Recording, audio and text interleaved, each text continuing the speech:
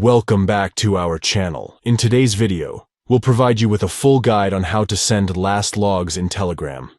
If you're experiencing issues with the app and need to troubleshoot or report a problem, sending the last logs can be helpful for developers to understand and resolve the issue.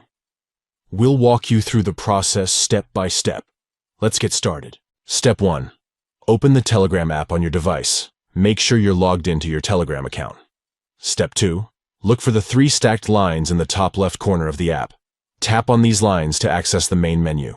Step 3. From the main menu, find and tap on Settings. Scroll down until you reach the section where the app's version is located. Step 4. Tap and hold on the app's version. After holding it for a moment, tap and hold on it again. This action will trigger the appearance of a menu called the Debug menu. Step 5. Within the Debug menu, locate and tap on Enable Logs. Enabling logs will allow the app to generate and store logs for troubleshooting purposes. Step 6. Now tap on Send Last Logs from the Debug menu that just appeared.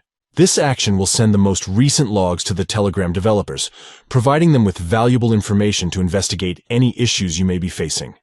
By following these simple steps, you can easily send last logs in Telegram and contribute to improving the app's performance and stability.